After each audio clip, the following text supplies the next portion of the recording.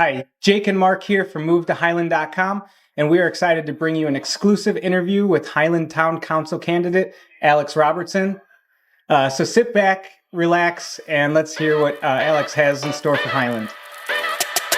Yo!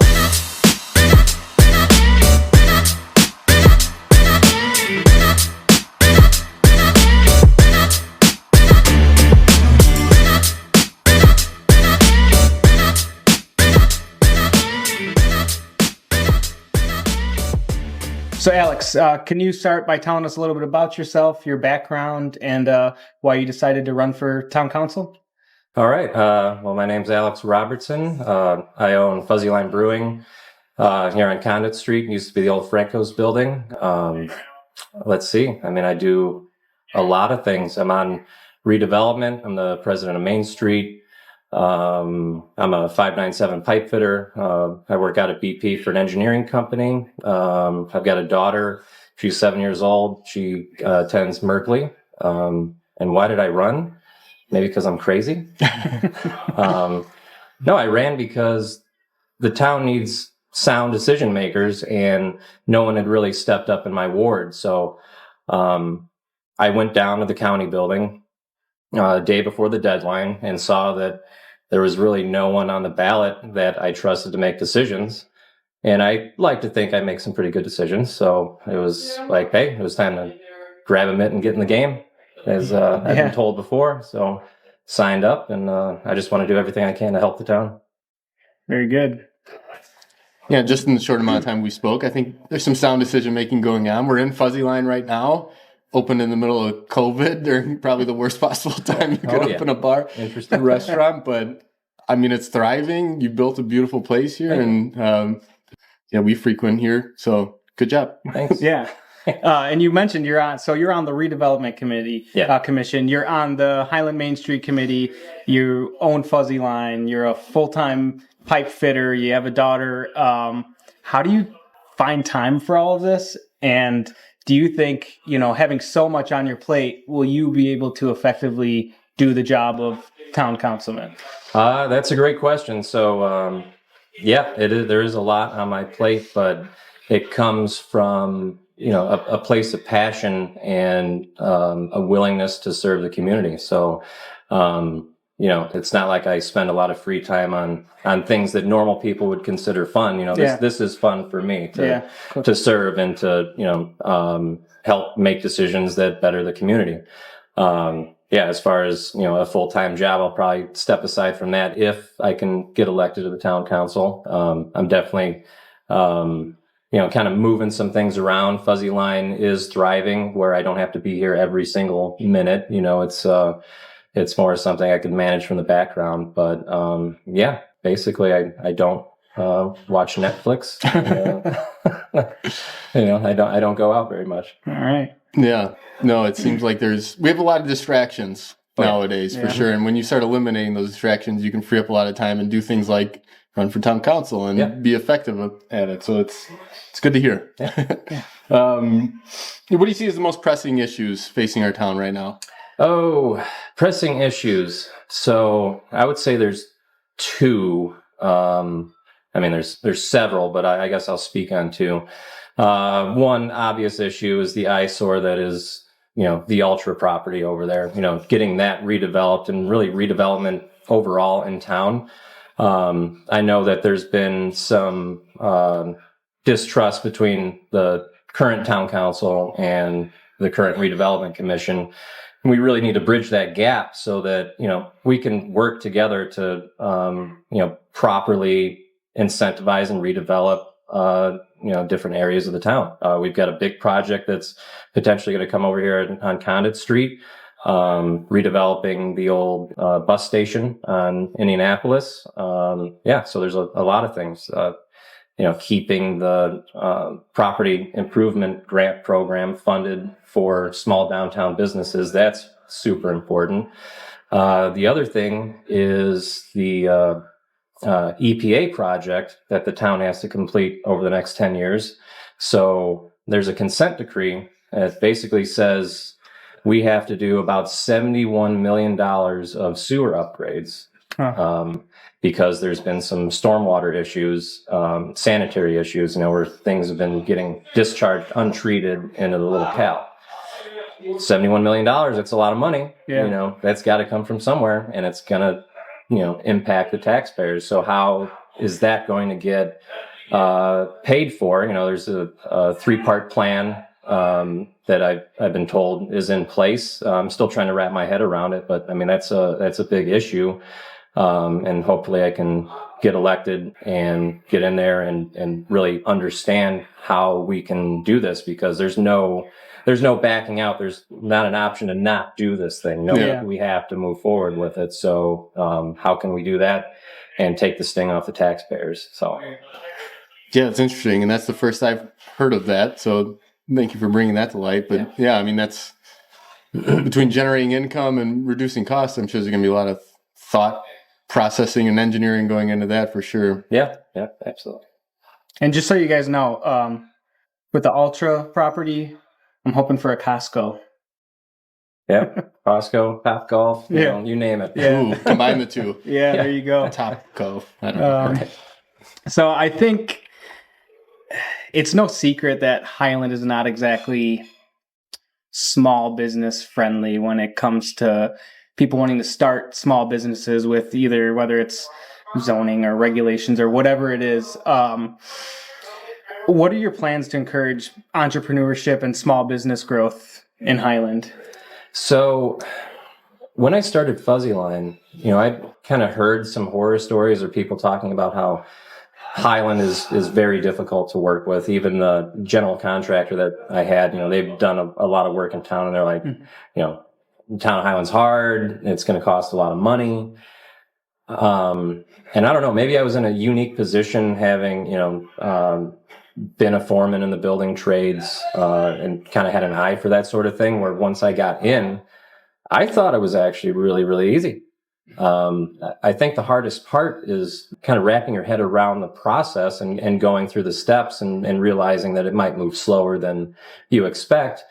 And that holds true for a lot of towns, and there's certain things in place that the town has where, there's these hold points, they just want to make sure that everything's going to be done right. Mm-hmm. Obviously, I think that building standards and design standards can, we can be taking a closer look at those and reforming them, probably with the help of, contractors that have done business in town. But as far as encouraging small businesses, I mean, one of the big things that we have in town is this property improvement grant.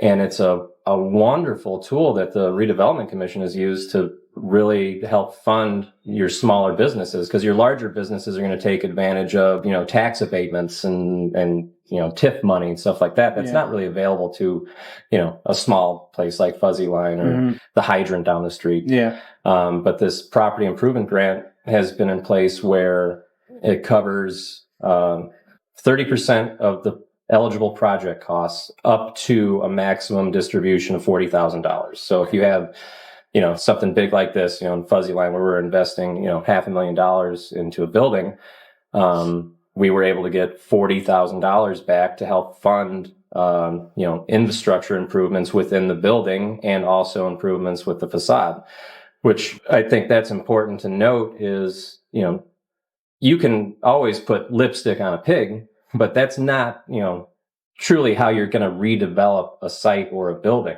You can put a new facade and new windows and all that, and then walk into a building, the thing could, still be a piece of garbage, you know?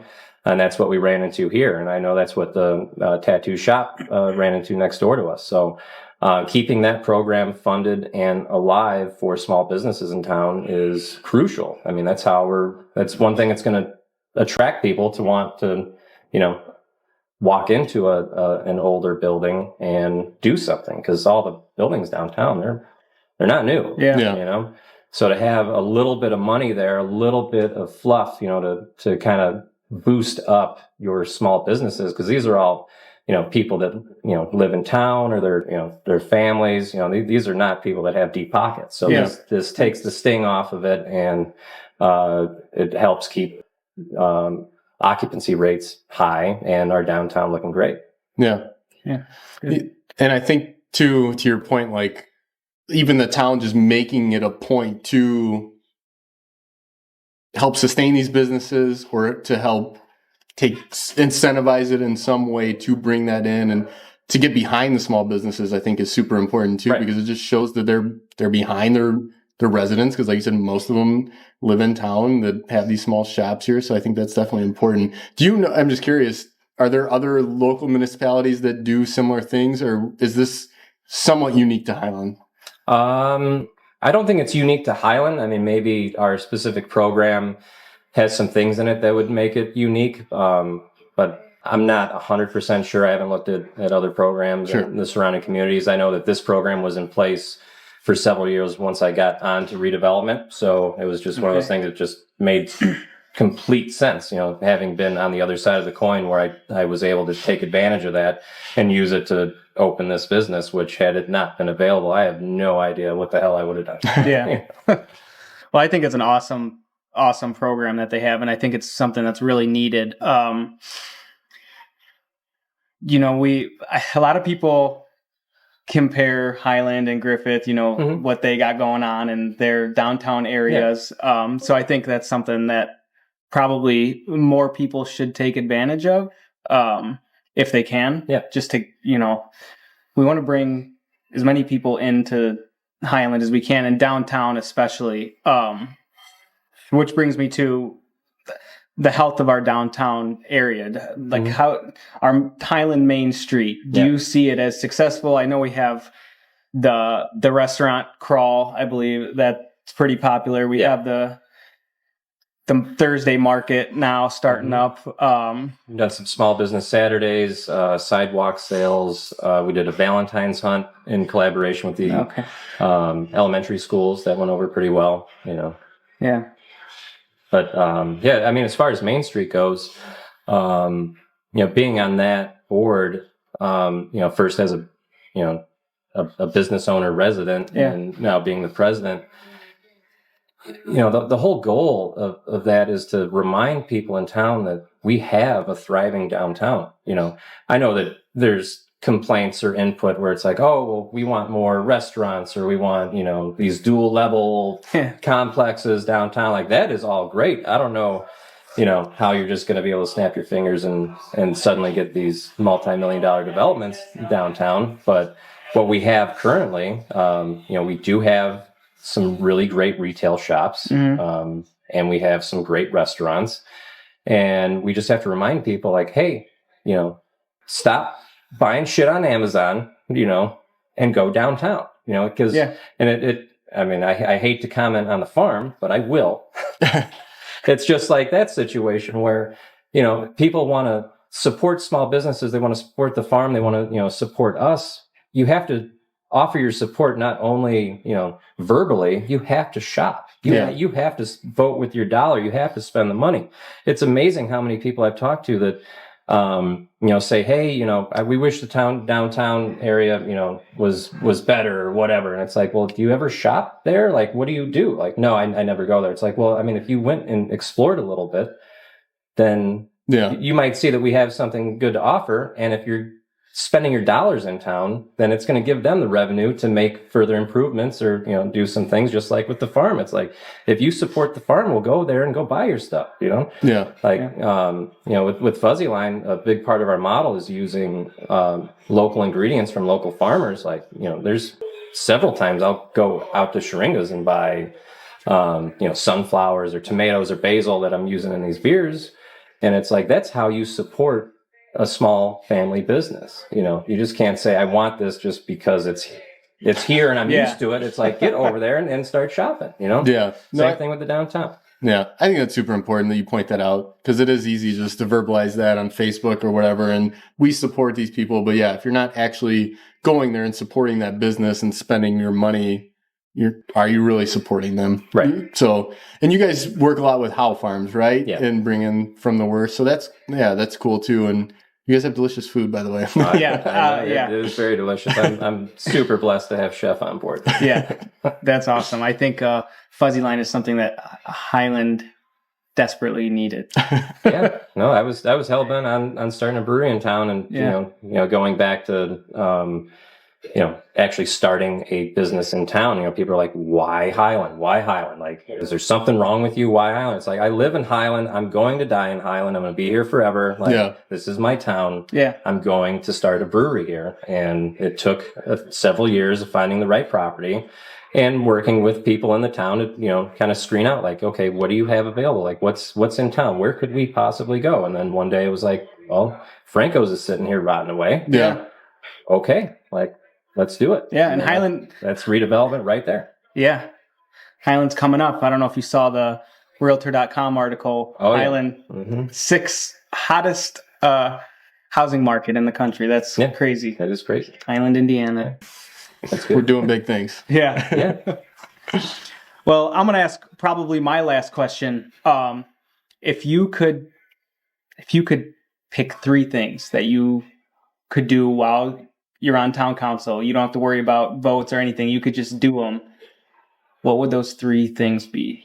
3 things? I just filled out a survey online. I think I had 5, and they even asked for 3, but let me try to remember here. If you got more, that's all right. And get your 3. I think a sidewalk improvement program would be nice.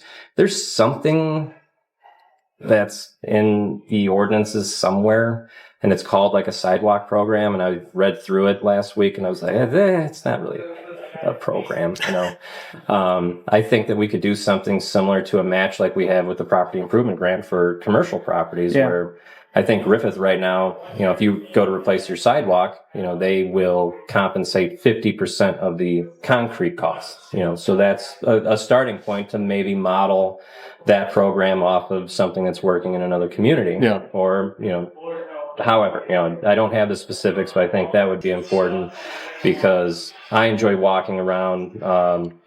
My parents do, going out with my daughter, and it sucks when you're tripping on the sidewalks, So maybe we could possibly use redevelopment money for that. I don't know. But I think that would be a good program to start with, try to help people replace their sidewalks. Yeah. I do see that a lot, that comment made. So I like that. Right. Second thing, might be controversial with those on Facebook, but I think that the capital fund for redevelopment should be reinstated. It's currently in cash and it's usable, but, the redevelopment commission has to go get money appropriated every time they want to use it, from that specific fund. Yeah. I think as long as we can, continue to have a town council representative on redevelopment to be involved in the decision making, and we can bridge that gap and build some trust. Once that's complete, I'd like to see that that fund back in control, just because it costs money to have to advertise every time you want to go get money appropriated, or, if you already have plans for something and, if there's a lot of discussion, it just slows things down. We already know the government's slow and inefficient, why make it more? But, we have to build the trust back between, these 2 committees to make that happen. A third thing. Oh, Costco in Highland? I'm just kidding. One of those, not Costco. One thing that, redevelopment is working on, trying to find some more money for resource officers in the schools. Yeah. Okay. We don't have enough of them, and it's clear. I think, what are we working with? Like 1 or 2 for all the schools? Like, it would be nice to have more, but they're expensive. You're talking, 6 figures to have an officer, stationed at a school. That's a lot of money. We do have to figure out how we can make that happen without, spending all of our resources on it, or at least spreading them out, and then making sure that that burden doesn't come all the way back on the taxpayer. Yeah. Very well answered. All 3 of them. That was tricky. Put them on the spot like that. I know.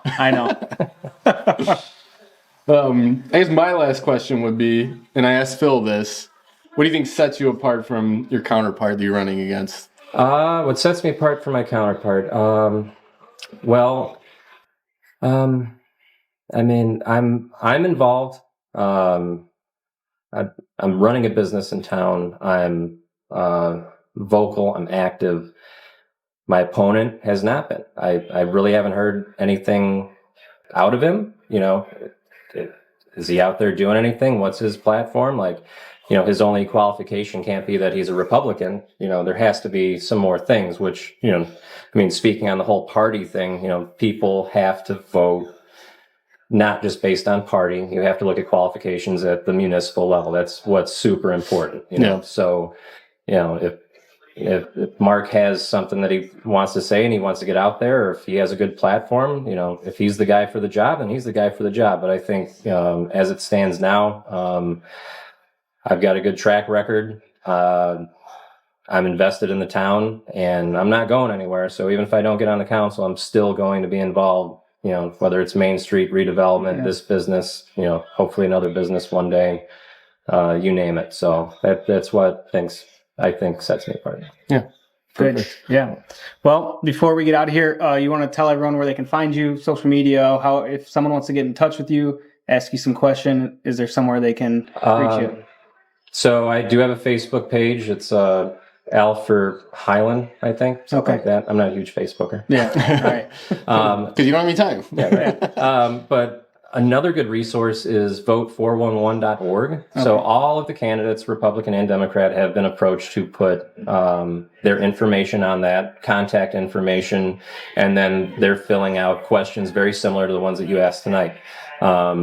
So that's a resource that all the voters can use. Get on there, see what all the politicians are saying, and make your decision. So my information's up there, and most of the other candidates are. If they're not, they should be very, very soon. So I would encourage everybody to check out vote401.org. Yeah, and I think I looked at that last time around, and it seemed like maybe not everyone filled it out. And this was kind of like the impetus of doing this, right? Like, all right, we see people's names, we see the signs as we drive down the street, we see bullet points of their platform, but like, this is much more important to me, like meeting you face to face, asking these questions, getting a feel for who you are. And that was the whole reason why we decided to do this. So I'm hopeful other candidates, if you're out there and you want to get on board with this, I think it's a good idea. So yeah, and we've gotten some good feedback from, like, people appreciate it because they want to actually hear from their candidates, Yep. So I think that's good. Guys, check out vote411.org. And if you want to talk to me, I'll 10 bar at Fuzzy Line. You can come here. We can have a few beers, loosen up, and talk politics and life, whatever you want. Yeah. Don't forget to go out and vote November 7th. And don't forget to check out movetohighland.com. Yo!